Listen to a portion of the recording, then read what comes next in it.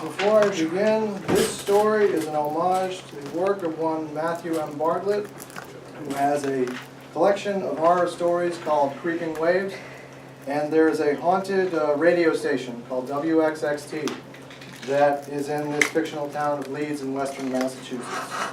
And basically this is about the strip club you would never want to go to. I'm not sure what compels me to visit Shimmy and Shirley's. Not only one of those guys who likes to go to strip clubs. Hell, I'm not even from western Massachusetts. Just down this way for a business conference. Why my company insisted on holding it at a Marriott in the middle of fucking nowhere is beyond me. I'm driving down a barely lit road, flanked on either side by dense forest, when I see the pink neon sign. There is an incredibly lewd caricature of a woman shaking her prodigious neon boobs in the glaring light. Even as I'm pulling the car into the lot, I'm wondering, what am I doing? An impressively greasy biker bouncer, who smells like stale cigarettes and meth, informs me that I'm in for a real treat, pal. We got our finest herky-jerky women things on the pole tonight. He slaps my shoulder with a meaty palm, and I'm not successful quelling my cry of alarm. I don't like the way his pupils dilate when I flinch. Whoa, jumpy fella, ain't you? Well, the girly whirly was a fixture right up, yes sirree. Nameless biker freak number 3 walks me into the club, and I'm assaulted by a powerful malingering stench, something like low tide mixed with piles of burning tires. There's another stink below I can't place.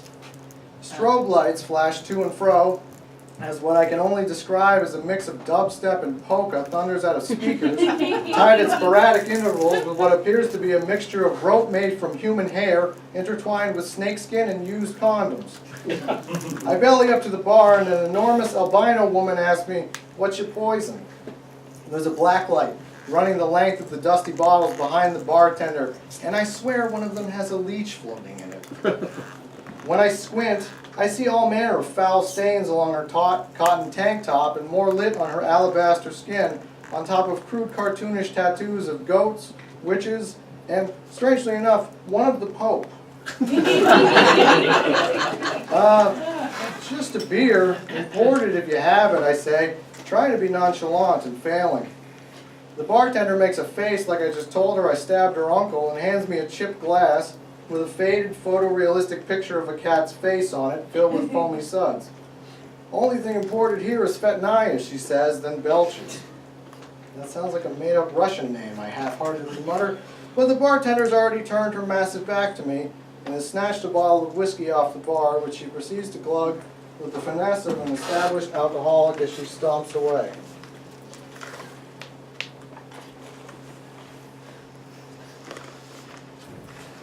I take my beer, God, I hope it's a beer, to a small table by the stage. The club only has 3 other patrons, which stands to reason as it's a Sunday night. There's an anorexic-looking guy in plaid pajama pants and one of those winter hats with the ear flaps, putting $1 into the swamp green G-string of a wrinkly older woman who legitimately looks like she's 70 if she's a day. This geriatric's pendulous breasts are sweeping against ear-flapped, slack-jawed face, and I retch a little. Yet I don't leave, and frankly my lack of action alarms me. Why am I still in here, I wonder? This establishment is the very definition of disgusting. And yet, I'm strangely drawn to the grotesqueries of the scene. A blonde guy with a tan and surfer shorts is getting a lap dance from a bald woman wearing a zebra print vest who, on closer examination, is missing her 2 front teeth and appears to be cross-eyed. She twirls nipple tassels made from worms hot glued on. I down my "Oh please be" beer in a frantic gulp, and the stirrings in my loins alarm me to no end. There is an incredibly strong woman with a bright red mullet chewing on snuff, feeling up a stripper in some kind of pale leather bikini. Shades of Ed Gein float into my noggin, which I will away. "Boy, howdy, take my money, Misty," strong mullet yells, then whoops and hollers. Misty gyrates, shoving her crotch into the strong woman's face. When the dancer's countenance is visible, I recoil, knocking over my empty glass.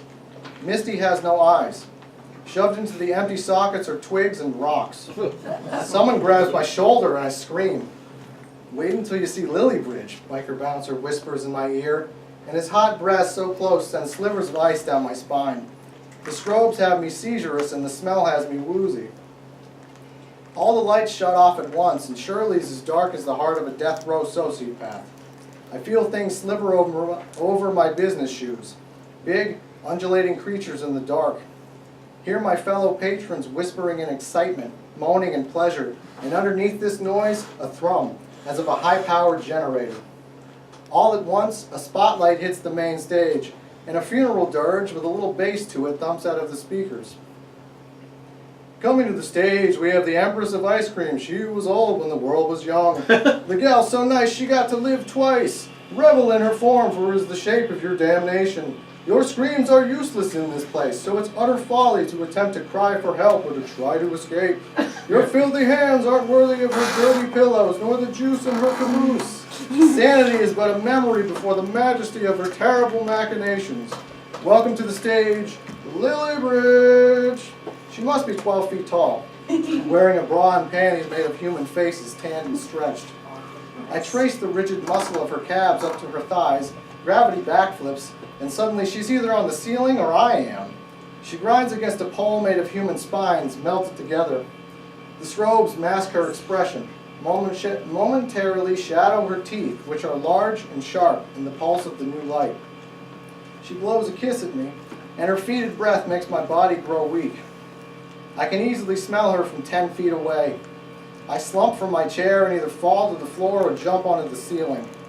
Lilybridge tosses her face bra at me, and I kick like a thrashing lunatic. Lilybridge, oh Lilybridge, we dug a very deep, deep ditch, the DJ sings, and the rest of the club takes up the tune. In unison, they all sing, You crawled back out, we're all finished. So Lilybridge. That's close enough. And I'm laughing now. Can't stop laughing, and Lilybridge dances her way off the stage in my direction. The flock of perverts around me sing the round louder, and louder still, until their voices boom over the thumping death bass. We're all finished, oh Lilybridge. The giantess picks me up, and her body is festooned in dirt. She lifts me close to her face, and I see her hair is filled with wriggling maggots. She licks my cheek, and her tongue is long and black, a giraffe's tongue rotted beyond death. Lilybridge whispers in my ear in an ancient rasp. They tried to bury me, but you can't keep a good woman down. They always need someone to dance to the tunes they play, the songs they sing on WXXT. Leeds appreciates a good woman, a strong woman. I'm one of the oldest of dirt and rot, and the things that live deep under the world are my children. Everyone wants a good screw, and little man, after you meet me, her tongue jams into my ear, deep, deep. My eyes roll back, my vision grays. You're screwed, she purrs, and bursts into a cackle which sets me twitching. I kick, try to loosen her vice grip, but she's too strong, and I can feel consciousness slipping away, though I'm pitching a tent in my business slacks. And still the chorus screams the words to the song as Lilybridge rubs me along her grave mud caked body, and her tongue finally slithers out of my ear to snake its way down my pants, and the other dancers gyrate demoniacally, and far off behind the stage flames crackle and long for flesh. We can wait forever for you, lover, Lilybridge whispers, as I feel blood bubble out of my eyes, ears, and nose, and my spine spasms as her foul appendage laps me to climax. I scream until my voice is nothing but a tinny rasp as she thunders with laughter, the rest of the club dancing around us in a circle, hands entwined. Oblivion is only a lap dance away, and even when you leave, you're never really gone. We take a piece of you as payment, an offering to our humble little establishment. The strobes flash faster, and the dancers peel off their skin, toss it onto their clientele, and my brain feels as if it's boiling, ready to leak out my ears. I shake and shudder, and Lilybridge smiles real wide, exposing bits of human skin lodged in her enormous crimson-stained sharp teeth under gums rotted and purple. Now, let's have some real fun, she says, and moans loudly as funeral bells chime the end through the speakers. And, heaven help me, it's excruciating bliss.